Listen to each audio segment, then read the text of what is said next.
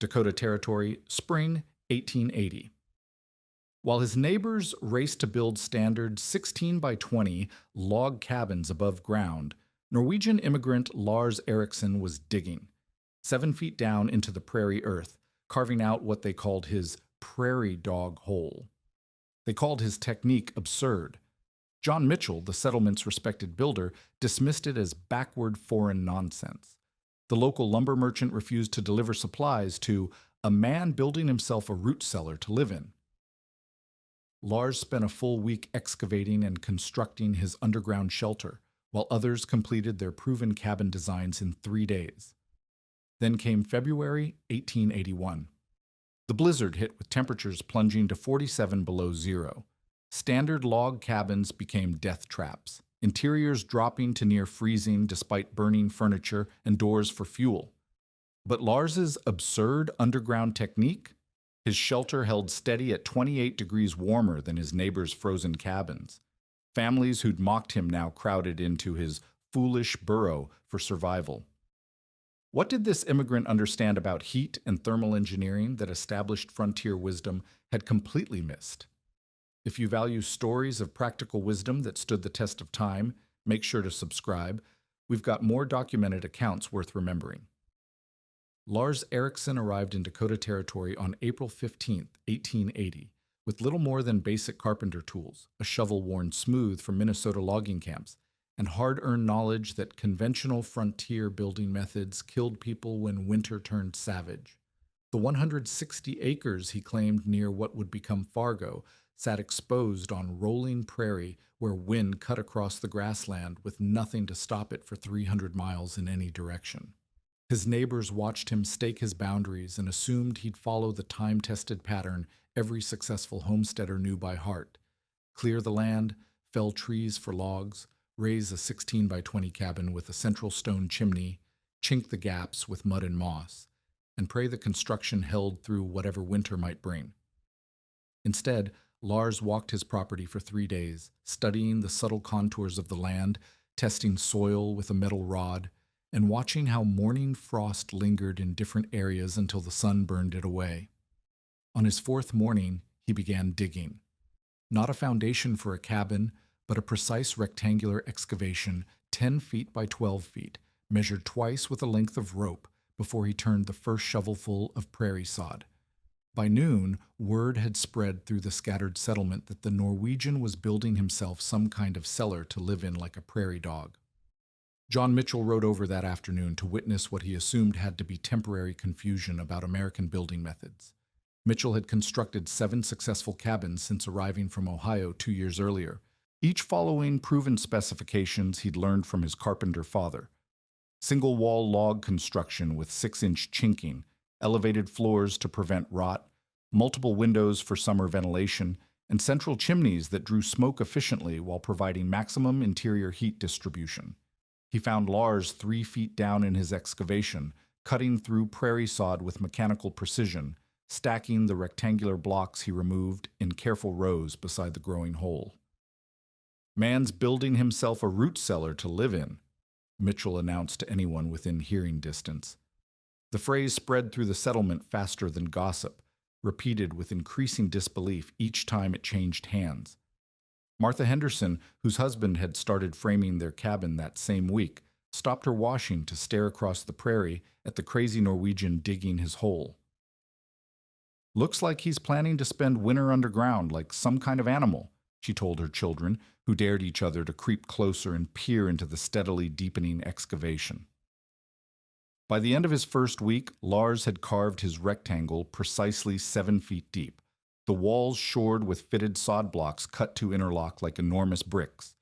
The bottom measured exactly 10 feet by 12 feet, dimensions he'd calculated based on principles learned from Joseph Crow Feather, a Lakota elder who'd taught traditional pit house construction to government survey crews during the brutal winter of 1878 when their standard shelters failed and 3 men nearly froze to death in supposedly adequate tents.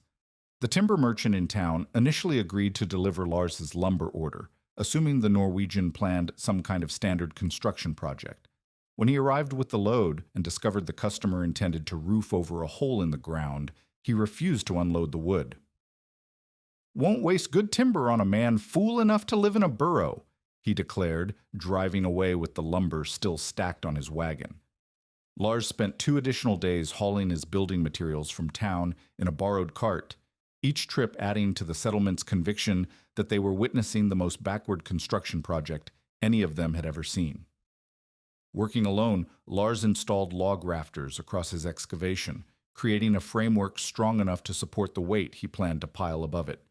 The rafters rested on sod walls packed so solidly they felt like stone under his testing hands. Over the logs, he laid split planking, then began the laborious process of building his roof. Not shingles or sod laid thin, but a full 2 feet of prairie earth tamped in careful layers, each one watered and compressed before the next went down. The single entrance he cut faced south, 4 feet wide and 6 feet tall, positioned to catch maximum winter sunlight during the short days that would test his design. One small window, 2 feet by 3 feet, provided additional light and ventilation without creating the thermal hemorrhage that large openings would cause in severe cold. Inside his completed shelter, Lars packed the dirt floor smooth as concrete, built a sleeping platform into the north wall, and installed a small stone hearth designed for cooking rather than heating. The total interior volume measured 840 cubic feet, roughly half the space of a standard frontier cabin. Neighbors walking past his claim saw only a low mound of earth with a wooden door and a tiny window marked by a thin wisp of smoke from a chimney so small it seemed inadequate for anything larger than a cooking pot. The settlement's newspaper ran a brief item about the Norwegian's burrow, treating the construction as frontier curiosity worth a paragraph of bemused description. Children from neighboring families made games of running past the strange mound and peering through the window, expecting to see a man living like a badger in a dark hole. What they actually saw confused them, a clean, comfortable interior that seemed impossibly spacious considering its underground location, warmed by a fire so small it barely qualified as more than cooking flame. As autumn arrived and his neighbors began banking their cabin walls with extra sod and splitting firewood for the winter ahead, Lars cut precisely 1/4 quart of fuel, an amount so small that Martha Henderson commented to her husband that the crazy Norwegian would freeze to death before Christmas if he didn't start preparing properly for the cold months ahead. October 15th brought the first snow, arriving 2 weeks ahead of what old-timers considered normal for Dakota territory. The flakes fell thick and wet, clinging to the prairie grass in a way that suggested winter intended to arrive early and stay late. Joseph Crow Feather, who traded regularly at the settlement's general store, stopped his usual cheerful conversation with the shopkeeper to study the sky with the focused attention that made younger Lakota defer to his weather predictions. "Iron winter coming," he told anyone willing to listen, using the phrase that meant cold so severe it would test every survival skill a person possessed. The warning sent most homesteaders into frantic preparation mode. John Mitchell organized work parties to help families split and stack the 4 to 6 full cords of firewood that conventional wisdom declared essential for surviving a Dakota winter. The Henderson family devoted 3 full days to banking their cabin walls with additional sod, stuffing every visible gap in their chinking with moss and mud, and installing storm shutters over their windows. Samuel Wright, the Iowa carpenter who'd arrived that spring, spent his savings on extra glass for a second layer of windows, an additional chimney stone to improve his heating efficiency. Lars Eriksson stored 2 weeks' worth of food, split exactly 1/4 quart of firewood, and spent his evenings carving wooden utensils by the light of his tiny cooking fire.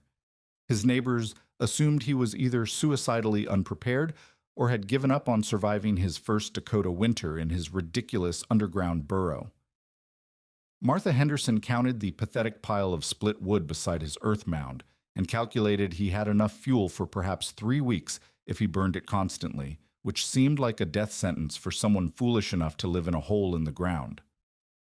The standard cabin construction surrounding Lars's property represented decades of refined American frontier engineering. Each 16 by 20 log structure enclosed 1,920 cubic feet of interior space, requiring massive heat input to raise air temperature during cold weather. The single-wall design relied on 6-inch gaps between logs filled with mud and moss for insulation, a technique that provided adequate weather protection in moderate climates but created thermal bridges that bled heat directly through the walls when temperatures dropped severely. Multiple windows that made summer life bearable became heat loss disasters in winter, while raised floors designed to prevent rot allowed frigid air circulation underneath living spaces that sapped warmth from above. Central stone chimneys with 8-inch flues drew smoke efficiently, but created convection currents that pulled heated air up and out of cabins, requiring constant fuel input to maintain comfortable temperatures. The engineering logic was sound for mild conditions. Large interior spaces felt spacious and comfortable. Multiple windows provided cross-ventilation during hot weather, elevated construction prevented moisture damage, and central heating systems distributed warmth evenly throughout living areas. Every element had been tested and proven in the timber-rich regions where most settlers had learned their building skills. December brought the first real test of winter survival methods. The temperature dropped to 12 degrees below zero on December 8th, creating conditions that separated adequate construction from superior engineering. Standard cabins required 30 to 40 pounds of firewood daily to maintain interior temperatures between 35 and 40 degrees, cold enough that water buckets skimmed with ice each morning, and families wore coats indoors throughout the day. Children developed chilblains on their fingers, despite staying close to constantly burning fires, and adults wrapped themselves in every blanket they owned while performing household tasks. Lars's underground shelter maintained a steady 68 degrees with his tiny cooking fire, consuming 8 to 10 pounds of wood daily, used primarily for meal preparation rather than heating. The thermal mass of earth walls absorbed heat during the day and released it slowly through the night, while the small interior volume retained body warmth efficiently enough that Lars worked in his shirt sleeves even when wind howled across the prairie above his roof. Martha Henderson was the first neighbor to notice something impossible about the Norwegian's fuel consumption. Walking past his claim during the December cold snap, she realized his chimney produced barely visible wisps of smoke, while her own family's fire roared constantly just to keep their cabin habitable. She mentioned this observation to her husband, who dismissed it as evidence that the crazy foreigner was slowly freezing to death and too proud to admit his mistake.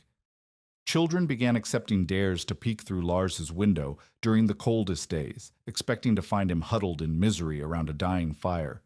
Instead, they discovered warm air that fogged the glass, a man working comfortably in indoor clothing, and interior conditions that seemed to defy everything they understood about winter survival. The bravest among them reported back to their families that the Norwegians' burrow felt tropical compared to their own homes, though adults dismissed these accounts as childhood imagination.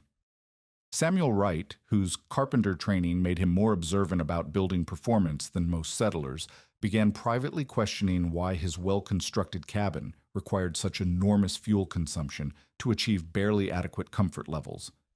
He studied the smoke patterns from Lars's chimney, calculated the Norwegians' apparent wood usage, and compared these observations with his own family's constant struggle to stay warm despite burning 4 times as much fuel. The mathematical inconsistency troubled him enough that he started sketching diagrams of different construction approaches in the margins of his journal. By month's end, the temperature pattern suggested the real winter had not yet arrived. The December cold that tested everyone's preparation revealed fundamental differences in building efficiency, but the crisis that would separate survival from death still waited somewhere in the months ahead. Conventional wisdom held firm among most settlers, supported by generations of successful frontier experience, yet cracks of doubt began appearing among those observant enough to notice that the fool's method was somehow outperforming everything they thought they knew about winter construction. January 18, 1881, brought the blizzard that transformed theoretical discussions about building efficiency into life-or-death reality.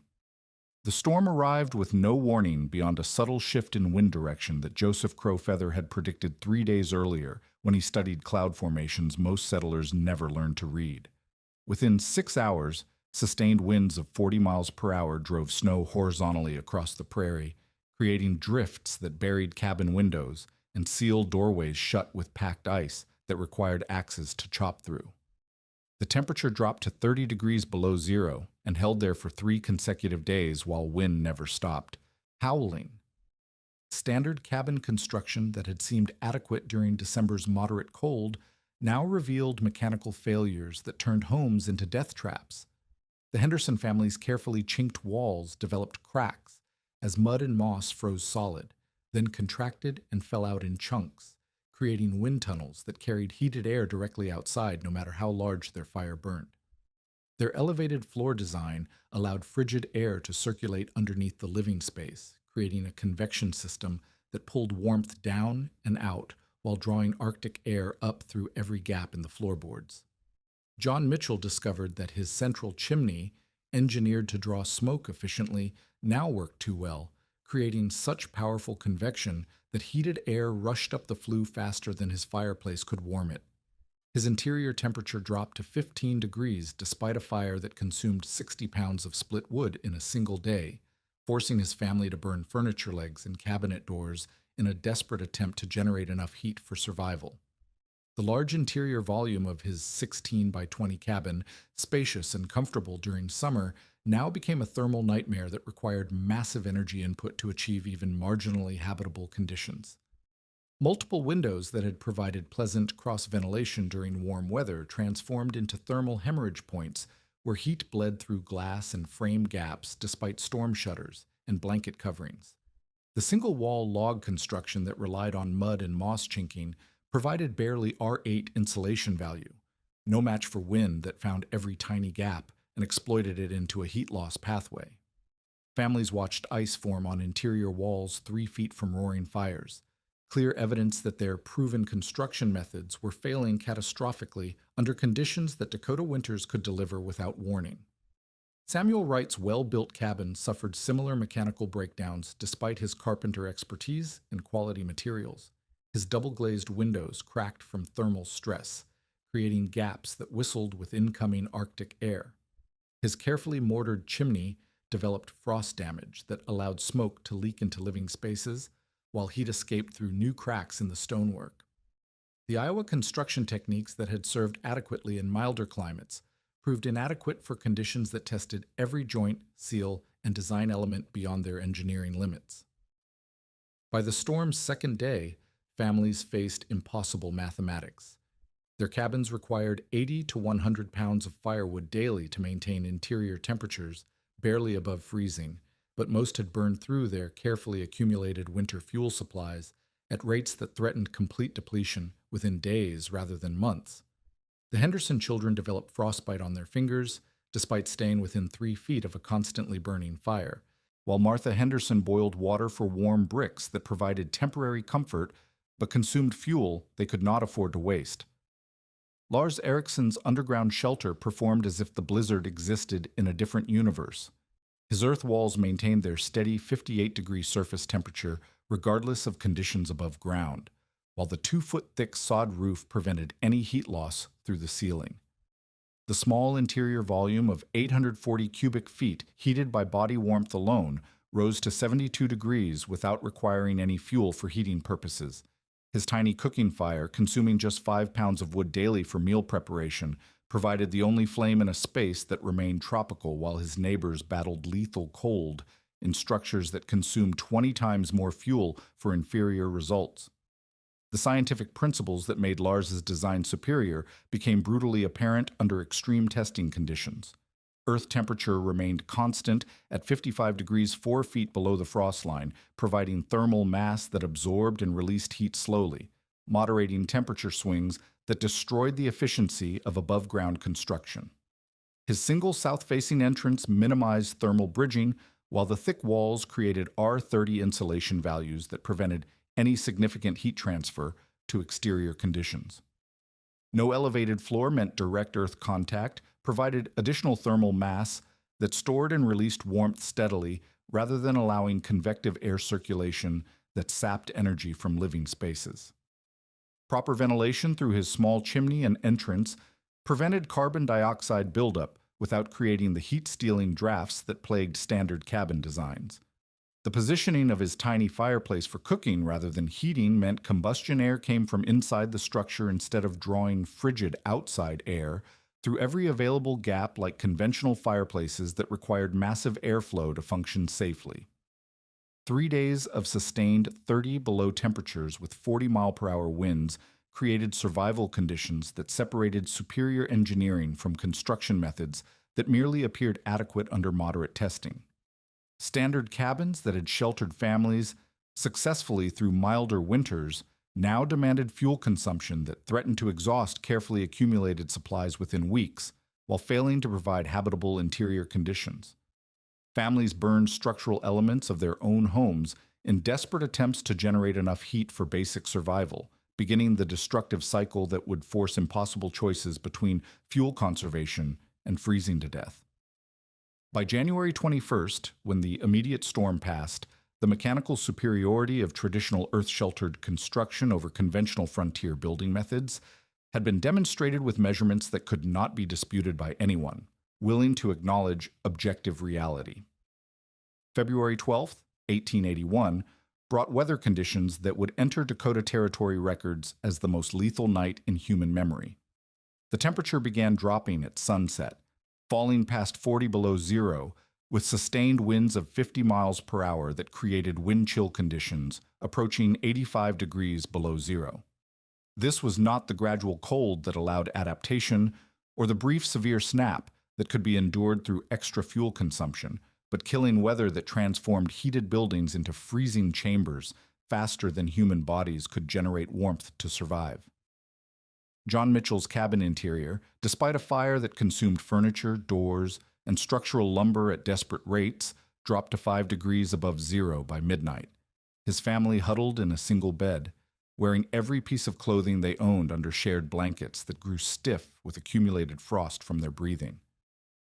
The children's lips turned blue despite being pressed against their parents' bodies, and Mitchell realized with growing panic that his carefully constructed cabin had become a death trap that no amount of fuel could heat adequately. The Henderson family faced identical mechanical failure in their standard construction. Martha Henderson watched ice form on the interior walls within arm's reach of their roaring fireplace, clear evidence that their cabin's thermal envelope had collapsed completely under extreme conditions. Her youngest child developed hypothermic symptoms despite being wrapped in blankets beside the fire, forcing a terrible recognition that staying in their own home meant watching their children freeze to death while burning everything combustible they possessed.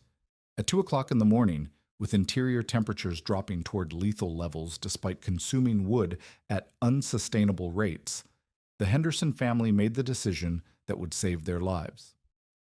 Martha bundled her hypothermic children in every available blanket and followed her husband through snowdrifts toward the only structure within walking distance that might offer survival: the crazy Norwegian's underground burrow that everyone had mocked for months.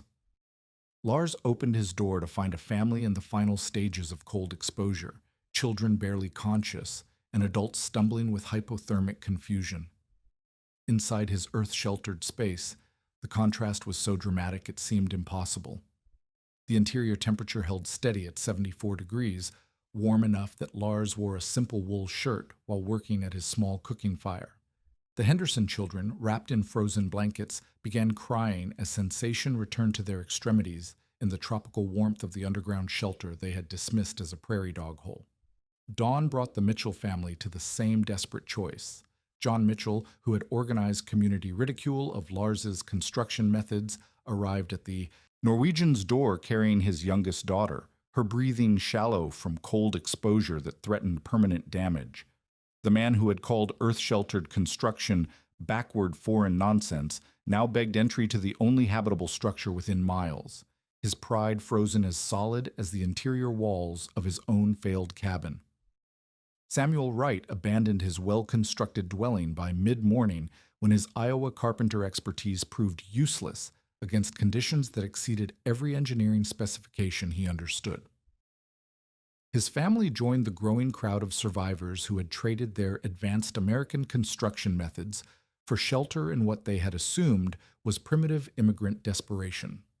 By afternoon, the town's lumber merchant, who had refused to deliver supplies to Lars's foolish project, knocked on the underground door, his own heated shop having become uninhabitable despite a forge that normally kept the building comfortable in moderate cold.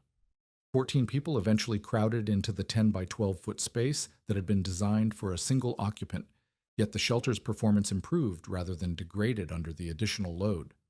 Multiple human bodies generated enough heat to raise the interior temperature to 76 degrees, while Lars's single small cooking fire provided all additional warmth necessary for complete comfort.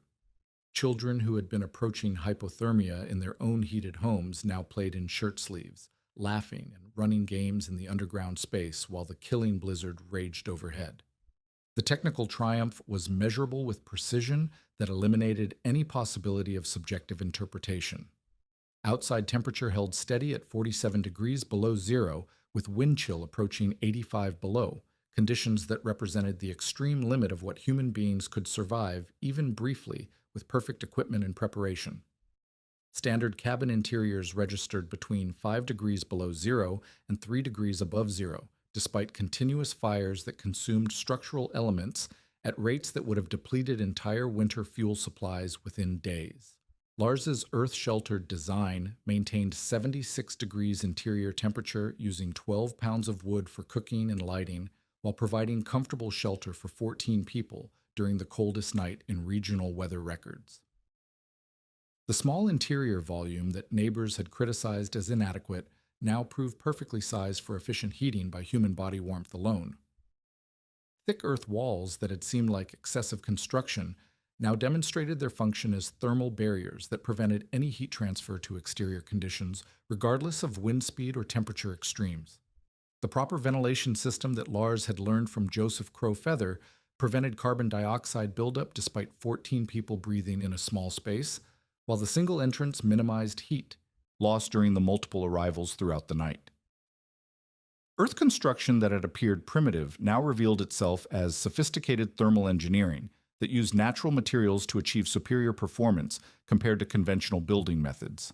Martha Henderson watched her children recover from hypothermia while playing comfortably in the warm underground space, finally understanding that what she had dismissed as foreign foolishness was actually advanced construction knowledge that her family's lives now depended upon.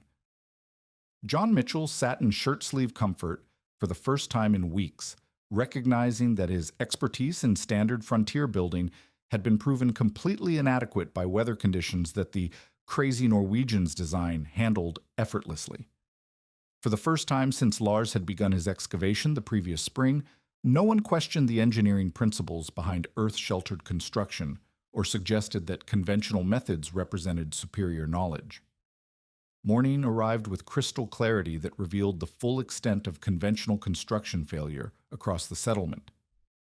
Standard cabins sat buried under snowdrifts, their interiors frozen solid despite chimneys that still leaked wisps of smoke from fires that had consumed structural elements in desperate attempts to generate survivable heat.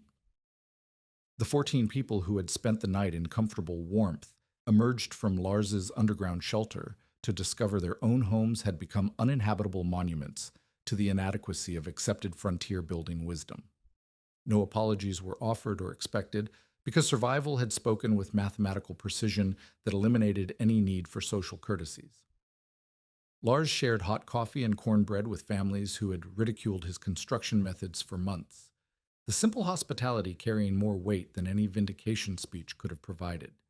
Martha Henderson accepted the warm meal while studying the interior design that had saved her children's lives, finally understanding that what she had dismissed as primitive foreign practice was actually sophisticated engineering, disguised by unfamiliar materials and techniques. The knowledge transfer began immediately, driven by practical necessity rather than theoretical curiosity. Lars explained pit house principles with the same methodical precision he had used in construction, sharing techniques learned from Joseph Crow Feather during winter survey work, when government shelters failed and traditional Native American building methods provided the only survivable alternative. Earth temperature remained constant at 55 degrees below the 4-foot frost line, creating thermal mass that absorbed heat during warm periods and released it slowly during cold snaps, moderating temperature swings that made above-ground construction inefficient. Small interior volumes heated efficiently because they required less energy input to achieve comfortable temperatures, while proper ventilation prevented carbon dioxide buildup without creating the heat-stealing drafts that plagued conventional fireplace designs. Thick earth walls provided R30 insulation values compared to the R8 performance of standard log construction, creating thermal barriers that prevented heat transfer, regardless of exterior weather conditions.